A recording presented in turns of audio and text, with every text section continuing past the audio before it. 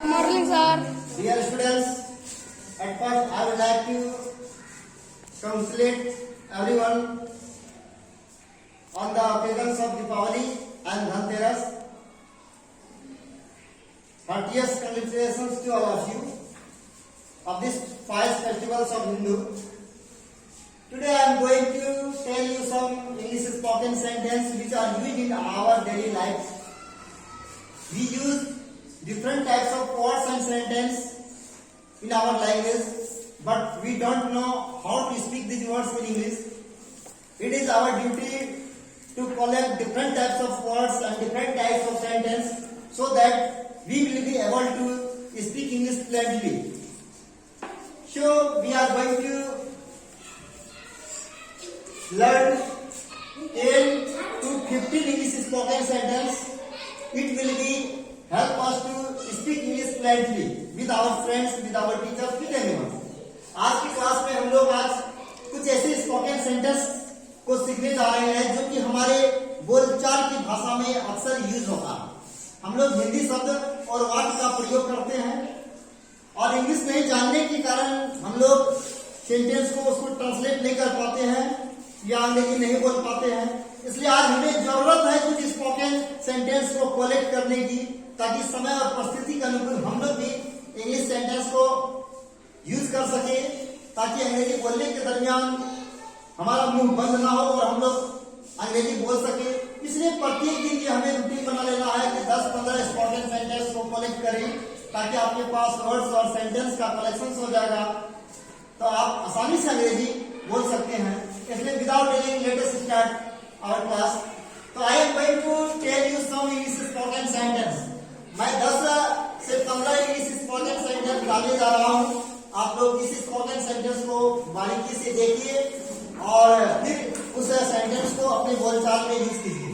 चलिए, तो पहला आपका सेंटेंस है, अपने वादे से मत मुकरो। अगर हम लोग अपने दोस्त को प्रॉमिस करते हैं, वादा करते हैं कि हम ये करेंगे वो करेंगे, तो बहुत सारे दोस्त ऐसे होते हैं कि अपने वादे से पीछे हट जाता है, मुकर जाता है। उन्होंने आपके साथ प्रॉमिस किया कि हम आपका हेल्प करेंगे, लेकिन आपको जब मुसीबत पड़ा तो वो पीछे मुड़ जाता है। तो आप उसको याद दिलाते हैं, स्मरण दिलाते हैं, तो आपने तो कहा था कि दुख में और हर स्थिति में, केवल सुख में नहीं, दुख में भी हम आपका साथ हैं, आपका मदद करेंगे, लेकिन आप पीछे क्यों हट रहे हैं? आप मेरी मदद करने से पीछे क्यों हट रहे हैं? लेकिन आप अपने वादे से पीछे क्यों हट रहे हैं, क्यों मुंह कर रहे हैं? मुकरने का मतलब है पीछे हटना। इस सेंटेंस को आप इंग्लिश में कैसे बोलेंगे? उसको बोलेंगे don't back out of your words, या आप प्रॉमिस का भी यूज कर सकते हैं। उसको इंग्लिश में बोला जाएगा don't back out of your words. आपने जो मुझे वचन दिया है, वर्ड्स का मतलब वचन, आपने जो मुझे वचन दिया है या आपने जो प्रॉमिस किया है, फिर आप अपने प्रॉमिस से पीछे क्यों हट रहे हैं? तो don't back out of your promise या वर्ड्स। आप अपने वादे से, वचन से पीछे मत हटिए। कहने का मतलब यह सेंटेंस को आप इंग्लिश में बोलिएगा don't back out of your words, और आप प्रॉमिस भी इसमें यूज कर सकते हैं वर्ड्स के बदले में। ठीक है। और सेकेंड सेंटेंस आपका, तुमने तो कमाल ही कर दिया, या इसमें तुमने के जगह पर आपने शब्द का भी प्रयोग कर सकते हैं। नहीं, तुमने तो कमाल ही कर दिया मतलब आपने सोचा भी नहीं था उसके बारे में कि वो ऐसा करेगा, लेकिन सोच से ज्यादा उसने कमाल करके दिखाया, तो आप उसको बोलते हैं you have done wonders, you have done wonders. आपने तो कमाल ही कर दिया, बहुत अच्छा काम है। आप खुश हुए और खुश होकर के आप बोलते हैं you have done wonders. Wonder मतलब आश्चर्य, आपने तो आश्चर्यजनक काम कर दिया, यानी कमाल कर दिया, अच्छा काम किया। यू हैव डन वंडर्स यानी आपने तो कमाल भी कर दिया है, तो इंग्लिश में बोला जाएगा you have done wonders. Third sentence है, वो बहुत दुखी दिख रही थी।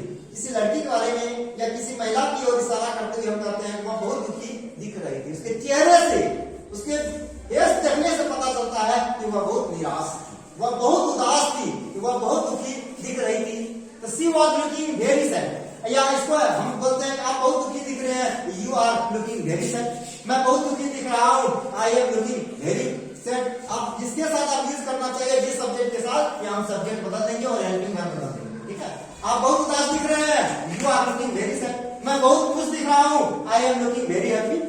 अगर खुश दिख रहा हूँ तो हैप्पी बोलेंगे, उदास वाली बातें होंगी तो वहां सैड का प्रयोग कर देंगे, हैप्पी की बातें कर देंगे। तो तो वो बहुत उदास दिख रही थी, she was looking very sad. अगर लड़का रहता वो बहुत उदास दिख रहा है तो लिखेंगे he is looking very sad. नहीं, आप जिस सब्जेक्ट के साथ इसका यूज करना चाहे कर सकते हैं। मैं बहुत उदास दिख रहा हूँ रहेगा आई एम लुकिंग वेरी सैड। मैं बहुत उदास दिख रहा था, पास्ट टेंस में सेंटेंस ले जाएंगे I was looking very sad. जिस टेंस में आप ले जाइएगा तो उसके साथ हेल्पिंग वर्ब आपको चेंज करना पड़ेगा। ठीक है, चलिए उसके बाद है हम लोग की बातें आएगा तो वी का यूज कर देंगे। We are looking very sad, या हम लोग बहुत खुश दिख रहे हैं, we are looking very happy. ठीक है, अब आप लोग चेंज कर सकते हैं। मुझे गलत मत समझना, या मुझे गलत मत समझो, या मुझे गलत मत समझना कि हम गलत नहीं है, बहुत अच्छा आदमी है। डोंट टेक मी रॉन्ग, मेरे बारे में रॉन्ग मत समझो। रॉन्ग नहीं समझता गलत नहीं, मतलब दिस आंसर इज रॉन्ग, या उत्तर गलत है तो मुझे गलत नहीं समझना, मैंने तो मैं गलत नहीं हूँ। नहीं, तुम जो मेरे प्रति जो निगेटिव थॉट लेकर के बैठे हुए हो कि मैं ऐसा कुछ नहीं हूँ जैसा तुम मेरे बारे में सोच रही हो। ऐसे हम लोग उसको इंग्लिश बोलेंगे don't take me wrong. Don't take me wrong मतलब मुझे रॉन्ग या गलत मत समझना।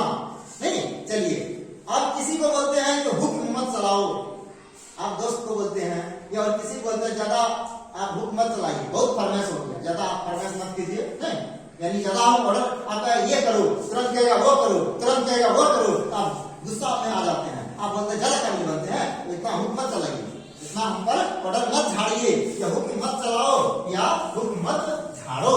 अब हुक्म तो झगड़ा गड़ता तो नहीं है, धूल की झाड़ देगा, यानी ज्यादा हुक्म चलाने की जरूरत नहीं है, यानी ज्यादा फरमाइश करने की। यहाँ हुक्म का मतलब क्या, फरमाइश करना। इसमें उसको बोलेंगे डोंट ऑर्डर, डोंट ऑर्डर। नहीं, डोंट ऑर्डर का मतलब हो गया हुक्म मत चलाओ, डायरेक्ट उसको बोल रहे हैं, क्योंकि ये इम्परेटिव सेंटेंस है। इम्परेटिव सेंटेंस हम लोग वर्ब से शुरू करते हैं। जैसे किसी बोलते हैं यहाँ आओ, कम हियर, वहां जाओ, गो देयर, इसे करो तो डू दिस, इसे मत करो डोंट डू दिस। नहीं, वहां जाओ गो देयर, वहां मत जाओ तो डोंट गो देयर। झूठ मत बोलो तो डोंट टेल लाई, सच बोलो स्पीक द ट्रूथ, सच मत बोलो डोंट स्पीक द ट्रूथ। वहां डोंट लगा करके निगेटिव सेंटेंस को बनाते हैं। हुक्म चलाओ तो लिखेंगे ऑर्डर, हुक्म मत चलाओ तो डोंट ऑर्डर। ठीक है, इम्परेटिव सेंटेंस जो होता है मेन वर्ब से शुरू होता है। चलिए नेक्स्ट सेंटेंस है आपका, यह तो किस्मत की बात है, यह तो किस्मत की बात है। अरे जिसका किस्मत अच्छा रहता है वही सफलता को प्राप्त करता है। आपका किस्मत अच्छा नहीं था इसलिए आप जुआ में हार गए, इसलिए आप सफलता को प्राप्त नहीं किए, यह तो किस्मत की बात है। हालांकि आज के डेट में किस्मत से कुछ नहीं होता, किस्मत के साथ साथ आपको मेहनत करना होगा। जब तक आप मेहनत नहीं कीजिएगा तब तक भाग भी आपका साथ नहीं देगा, भाग उसी का साथ देता है जो मेहनती होता है।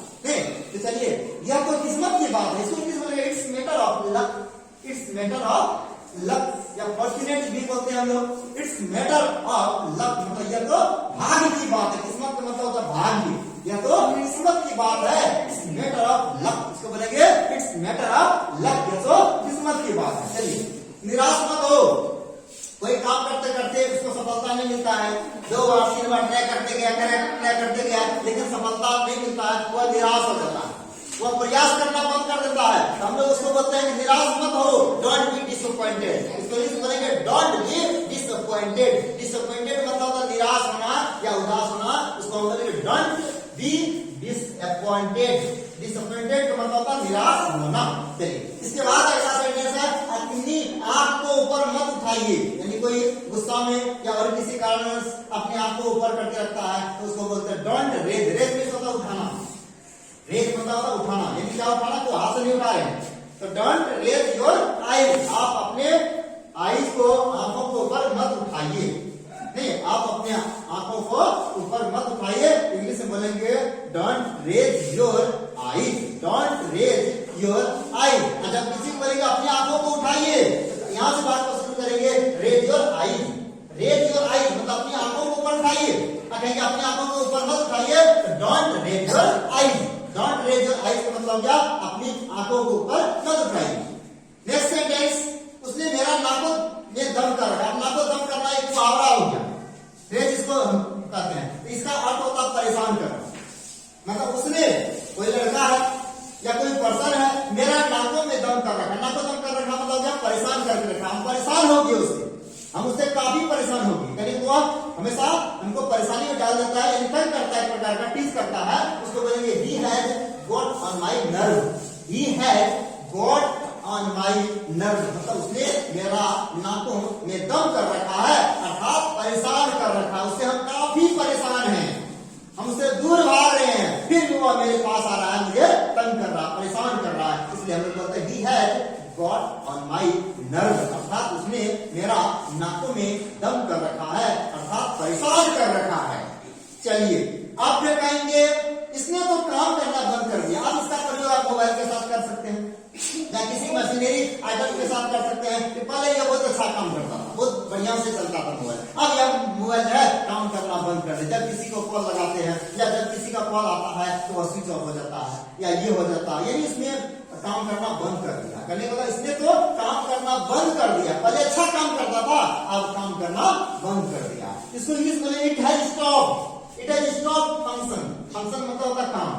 बोले what is the function of this mobile, इस मोबाइल का क्या फंक्शन, क्या काम है, नहीं तो उसके बाद इसने तो काम करना बिल्कुल बंद कर दिया। अगर बोलेंगे तो इसने तो काम करना ही बंद कर दिया। It has stop function, it has stop function, function मतलब काम करना ही स्टॉप कर दिया, यानी बंद कर दिया। इसका खर्च कितना पड़ेगा, देखिए आप कोई सामान को ठीक कराने जाते हैं, रिपेयरिंग में मिस्त्री के पास डाल देते हैं, रख देते हैं, तो आप पूछते हैं कि भैया इसका खर्च कितना पड़ेगा, आप बताइएगा तब ना हम इसमें खर्च करेंगे। हो सके इसका नया दाम से ज्यादा इसका रिपेयरिंग में खर्चा नहीं पड़ जाएगा तो उसको ठीक थोड़ी कराएंगे। 5,000 का मोबाइल हैंडसेट, न्यू हैंडसेट, उसमें आप 6,000 खर्चा बता दीजिएगा, हम थोड़ी ठीक कराएंगे, दूसरा क्यों नहीं करेंगे। तो हम लोग कुछ डालते हैं उसे, इसका खर्च कितना पड़ेगा, how much it's cost, how much it's cost, यानी इसका खर्च कितना है या इसका खर्च कितना पड़ेगा। चलिए इंग्लिश में पूछेंगे हाउ मच इट्स कॉस्ट। अब मतलब कोई सामान का दाम पूछे जाते हैं, इस मोबाइल का कितना दाम है, आप बोलते what is the price of this mobile, what is the price, what is the price of this mobile. अब उसमें एमआरपी लिखा रहता है, एमआरपी मतलब मैक्सिमम ना रिटेल प्राइस अगर दिया 1500 रुपया, 10% डिस्काउंट करके जो आता है वह बताता है इसका एक्चुअल दाम होता है। नहीं इसका खर्च कितना पड़ेगा, हाउ मच इट्स कॉस्ट, इसका कॉस्ट मतलब कीमत कितना पड़ेगा। अब बोलेगा इसका दाम केवल 1,000 रुपया, only 1,000 rupees, you will have to pay only 1,000 rupees. नहीं तो क्या आपने दवा ले ली, पूछते हैं किसी को क्या आपने दवा ले ली, आपने दवा खा ली, ले ली मतलब दवा खा ली, तो did you take medicine, did you take medicine. जब पूछता है इसी को प्रेजेंट परफेक्ट टेंस में दिया रहता, क्या आपने दवा ले लिया है, have you taken medicine, have you taken medicine, have you taken medicine का मतलब क्या आपने दवा ले ली है या क्या आपने दवा ले लिया है, हैव यू टेकन मेडिसिन, क्या आपने दवा ले ली है। इसके बाद फिर अगला सेंटेंस आगे है आपका स्पोकन सेंटेंस में, आप बहुत चिड़चिड़े स्वभाव के हैं। कोई आदमी क्या होता है, बहुत सारे बच्चे ऐसे होता है चिड़चिड़ा तक होता है, कोई बात बोलिएगा और तिरस जाएगा, नहीं आप तुरंत लड़ जाएगा, तो चिड़चिड़ा होना। कुछ बच्चे भी चिड़चिड़े होते हैं, कुछ जानवर भी चिड़चिड़े होते हैं। हाँ चिड़चिड़ा आदमी नहीं होता बल्कि उसका स्वभाव होता है, उसका नेचर होता है, नहीं शरीर नहीं होता उसका स्वभाव होता है। आप बहुत चिड़चिड़े स्वभाव के हैं तो सही बोलेंगे you are very short tempered, you are very short tempered. या फिर पसंद करेंगे क्या आप चिड़चिड़े स्वभाव के हैं, आर यू शॉर्ट टेम्पर्ड, क्या आपका भाई चिड़चिड़े स्वभाव का है, is your brother short tempered.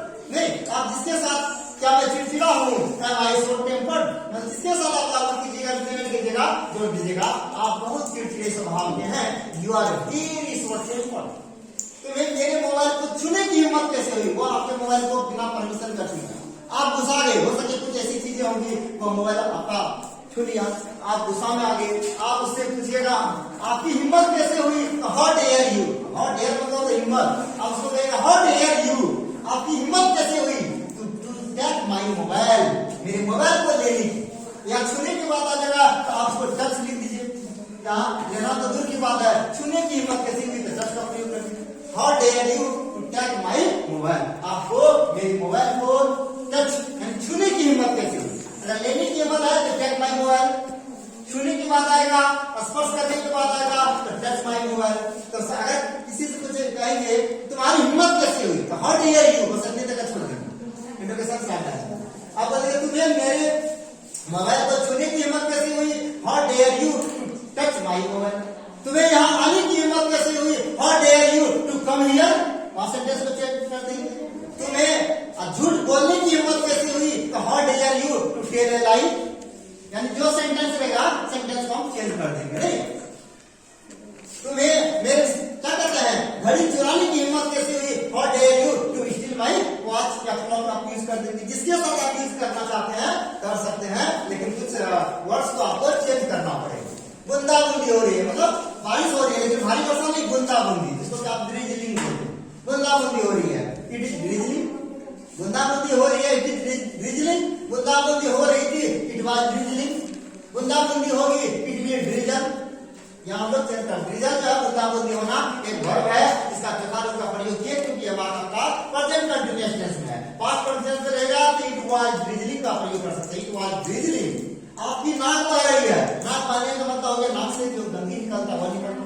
किसी को सर्दी लग जाता है तो नाक बहने लगता है, तो उसको बोलेंगे आपकी नाक बह रही है, कृपया नाक को साफ कर लीजिए। नाक को क्या कर लीजिए, साफ कर लीजिए। आपकी नाक बह रही है, your nose is running. Running का मतलब दौड़ना, नाक दौड़ेगा, नाक तो कोई सवारी नहीं है तो दौड़ेगा।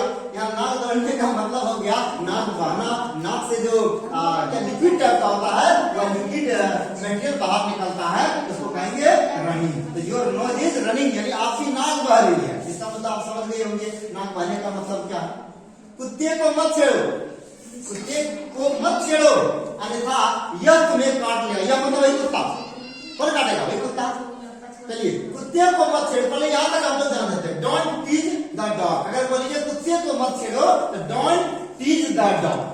डोंट टीज द डॉग का मतलब हुआ कुत्ते को मत छेड़ो या कुत्ते को परेशान नहीं करो। अगर बार बार कुत्ते को परेशान करोगे, किसी को भी बार बार परेशान करोगे, वह गुस्सा में आ जाएगा, और जब गुस्सा में आ जाएगा तो वह अपना एक्शन दिखा देगा। तो कुत्ता क्या कर सकता है, वो करेगा, काटेगा। कुत्ता अपना सामान नहीं चोरी करने जाएगा। आदमी को परेशान करोगे, आदमी आकर चोरी कर लेगा, मर्डर कर देगा। कुत्ता क्या करेगा, वो तो काटेगा। ऐसे तो क्या कर सकता है, इट विल बाइट यू, या इल्स मतलब अन्यथा, या अदरवाइज का भी यूज कर सकते हैं कंडीशन रूप में। अन्यथा यह तुम्हें काट लेगा, else it will bite you. Don't tease the dog, else it will bite you. यानी मतलब कुत्ते को मत छेड़ो, डोंट टीज द डॉग। अगर सांप को मत छेड़ो तो डोंट टीज द स्नेक। उस लड़के को मत छेड़ो तो डोंट टीज दैट बॉय। नहीं तो वो तुम्हारा सामान चुरा लेगा। It's he will still your, कोई सामान की बात करेंगे तो बस एनीथिंग कर सकते हैं। तो कुत्ते को मत छेड़ो, अन्यथा यह तुम्हें काट लेगा। Don't tease the dog, it's it will bite you. Bite means होता है दांत से काटना। अगर कोई औजार या छुरी से काटते हैं तो हम कट का प्रयोग करेंगे, काटना या दांत से काटने के लिए बाइट का प्रयोग होता है, बाइट विल बिटेन। चलिए, ये सब आपके कारण हुआ है, यानी इतना जो कुछ भी नुकसान हुआ है ये इसका जिम्मेदार आप हैं। आपके कारण हुआ मतलब क्या, इसका जिम्मेदार आप हैं। इसको it's all because of you, it's all because of you, ये सब आपके कारण हुआ है, इसका दोषी आप हैं, यू आर गिल्टी, ये आपके कारण हुआ, it's all because of you. ये सब आपकी करतूत है। कभी कभी हम लोग बोलते हैं, जैसे इसका प्रयोग तब करते हैं, इसका प्रयोग तब हम लोग करते हैं कि ये सब आपकी करतूत है। करतूत मतलब किया गया। कोई बच्चा ज्यादा बदमाश हो जाता, बिगड़ जाता है, तो माँ बोलता है अपने पिताजी को, मतलब कोई पिताजी बच्चे को, अपने बेटे को ज्यादा मन बढ़ा दिया, हर चीज मांग करता है, उसको खाने पीने हर चीज को लिए पर्याप्त चीज मिलता है, तो बच्चा बदमाशी करता है, तो उसके माँ बोलता है, बोलती है कि ये आपका करतूत है, आप ही इसका बच्चे को बिगाड़ दिया, इसलिए बच्चा का मन बढ़ गया। ये सब आपकी करतूत में क्या धरा हुआ, आपके कारण, यानी आपका मन बढ़ा हुआ है। करतूत मतलब मन बढ़ाना, नहीं, ये सब आपकी करतूतें हैं या करतूत है। It's all your doing, it's all your doing. Doing का मतलब है करतूत, यानी किया गया हुआ आपका है, जिसे बोलेंगे इट्स ऑल योर डूइंग। तो इस प्रकार आपको कुछ सेंटेंस लिखा गया, आप लोग सेंटेंस को अच्छी तरह से तैयारी कीजिए ताकि आपकी स्पोकन लैंग्वेज में इंप्रूवमेंट हो सके।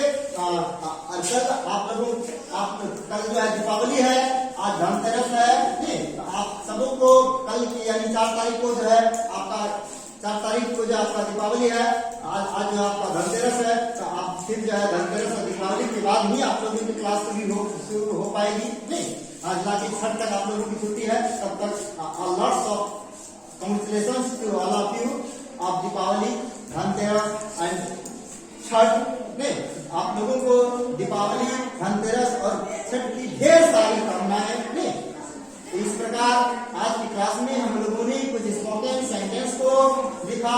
मुझे आशा है, I hope that you will must remember and learn this English spoken sentence so that you can also speak English just like English speaker.